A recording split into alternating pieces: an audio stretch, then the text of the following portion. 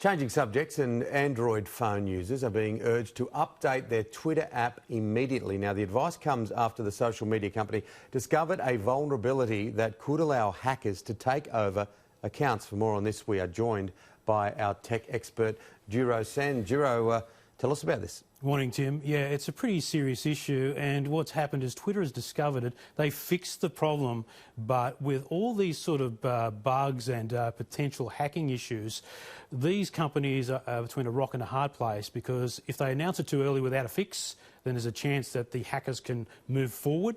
So they have fixed it, and now you need to do it, because people can get, if they're bad guys, they can get your username, they can send tweets on your behalf. You know, if I hacked into yours, I could be sending tweets under Tim Gilbert. So I've got to come out and say, no, that was Juro.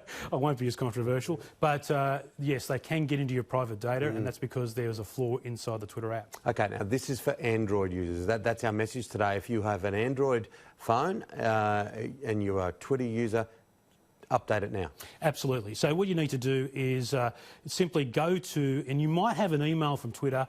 Don't launch your app from the email. Go straight to the website and go to the Google Play Store. The Google Play Store will allow you to then update it. Now, if you haven't got an email, just do it anyway. If you're on Android, Tim, go to the Google Play Store and update your Twitter account, and you'll be covered. Okay, make sure you do that today. Now, many people are hitting the roads, and as we've said throughout the course of the morning, make sure that you check the situation where you are before you take off, because there's been warnings all around the country about where and where not to travel because of the bushfires.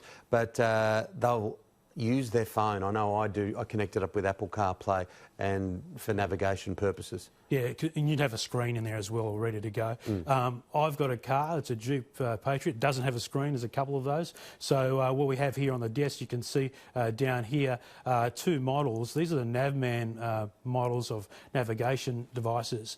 Now, if you've got kids who are P platers or L platers, they're not allowed to use phones for navigation, Tim. So these things are the only things they're allowed to use. So it's a bit of a problem for people who have got the chance to do driving as a young person or getting a licence. They need these sorts of things to do it. So they come with traffic updates. I was testing them this morning on the way over. So you'll get things like fire updates, but they also are dash cams. So this one from Navman is about $279. So you get the navigation plus you get the dash cam. And when it comes to coverage in terms of insurance, it's invaluable. And I know Sky News and plenty of other networks, how often do you run dash cam vision? So you've got the best of both worlds for about $279, and if you don't have a screen in the car, then it's really good investment probably to get a dash cam hybrid with navigation GPS. Well, what's the rules? I mean, I'm putting you on the spot here. No, I've done a lot of stories. It's happened to me.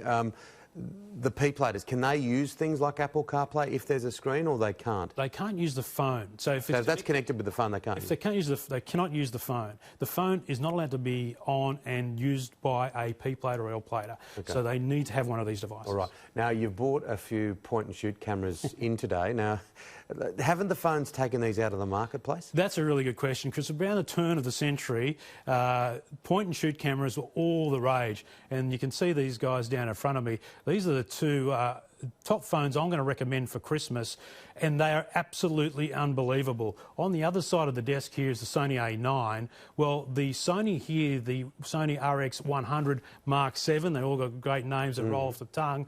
It is about $1,700, but this thing produces just as good imagery as this big camera, which all up is around 10 grand with a lens. And what's this thing worth? This is about $1,700. The Canon here is about $1,100. Now, the Canon here isn't as good as it for video, but this thing here, the Sony, is unbelievable. It's the ultimate goal for a blogger, a vlogger out there. It does everything in 4K video. It has an external mic plug, and it makes everything in terms of production really. It's amazing how much they've fitted into this camera that is almost a mini A9. It's incredible stuff. So don't give up on these cameras. And for those, sorry to interrupt, but for those people that love their social media, no doubt you get a better product if you shoot on this and then put it through your phone or your iPad or whichever way you use it. And you connect your phone up to it, so you can get the great photos off it. And you'll see this big lens I've got over here on the desk. That is the same as this fully extended on the Sony. So that's 200 millimetres on that tiny little camera there, and it does a brilliant job. So 2 options. $1,750 for that one I found a price for. The Canon, the G5X, that is about $1,100. Really fast lens, and it has what's called an ND filter, which enables you to take shots in really bright sunlight. So if you've got a really good family member or someone that you love dearly, you could buy them one of these. If you want to take kids' sports photos, this is a really good option, the little Sony, and you don't have to carry a massive lens around. Okay, I might look into that. Finally, antenna or not to antenna at houses? Because it's a bit of a dilemma, particularly for older people who've had antennas on their roofs the whole time now that there's Netflix and Fox and... What do you have? Oh, we've got the dish for Fox, and we don't have an antenna, no. Yeah. So our antenna broke a couple of years ago, and I haven't replaced it. But we have one of these, which is a little Foxtel Now box, and what's improved with Foxtel Now is you can use Google, Hey Google, to command it to do stuff, but you can also use it, Foxtel Now, without the box itself, but use it with the apps inside the TV. So in the Samsung TVs, I've discovered, and not just the new ones, but a couple of years old, you can use Samsung to keep you abreast of what's happening on Foxtel, and it's really easy when it's built into the TV. A lot of households need 3 or 4 TVs. I want to watch this. I want to watch this. That's right. You're hitting me up for another TV? We'll talk about that. All right, mate. Merry Christmas. Good to see you. We'll see you next week. All right, Giro Sen with us today with all the latest on tech.